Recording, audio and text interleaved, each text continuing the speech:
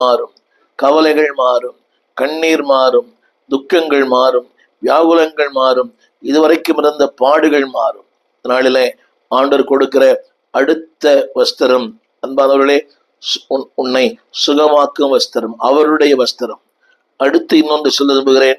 1 Samuel புஸ்தகம் 2ஆம் அதிகாரம் 19ஆம் வசனம். இங்கே ஒரு வஸ்திரத்தை குறித்து வாசிக்கிறோம். அன்னாள் சாமுவேலுக்காக செய்த ஒரு வஸ்திரம். 1 சாமுவேல் 2ஆம் அதிகாரம் 19ஆம் வசனம். அந்த வார்த்தை இப்படி சொல்லுகிறது: அவள் ஒவ்வொரு வருஷந்தோறும் ஒரு வஸ்திரத்தை தன் பிள்ளைக்காக அவள் அங்கே செய்து கொண்டு போவாள். 1 சாமுவேல் 2ஆம் அதிகாரம் 19ஆம் வசனம் வேதம் சொல்லுகிறது, அவனுடைய தாய் வருஷந்தோறும் செலுத்தும் பலியை செலுத்துவதற்காக தன் புருஷனோடு கூட வருகிற போதெல்லாம் அவனுக்கு ஒரு சின்ன சட்டையை தைத்து கொண்டு வருவாள். தமிழ் வேதத்திலே சின்ன சட்டை, ஆங்கில வேதத்திலே கார்மெண்ட். எதை குறிக்கிறது?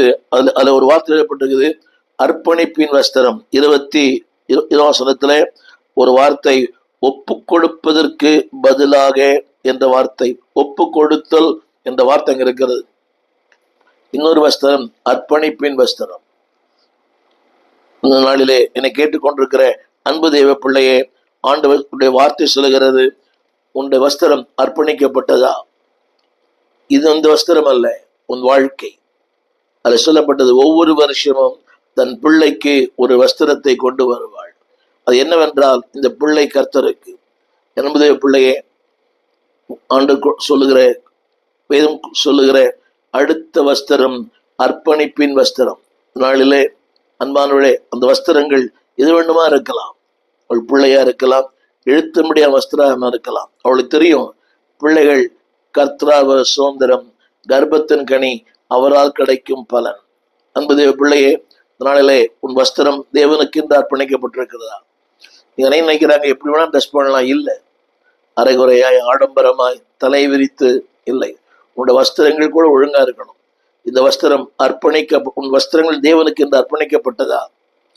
அந்த வார்த்தையை நான் திரும்ப படிக்கிறேன். ஒரு வார்த்தையை, வருகிற போதெல்லாம் அவனுக்கு ஒரு சின்ன சட்டையை தைத்து அவள் கொண்டு வருவாள். அர்த்தம் என்னவென்றால், அந்த அடுத்த வசனம், சாமுவேல் அவனையும் அவன் மனைவியும் ஆசீர்வதித்தாள். இந்த பிள்ளை கர்த்தருக்கென்று ஒப்பு கொடுக்கப்பட்ட பிள்ளை. பிள்ளை மட்டும் இல்லை, even the dress has been dedicated. அந்த வஸ்திரங்கள் கூட, அன்பா, அதைத்தான் அடிக்கடி திருமறை சொல்கிறது,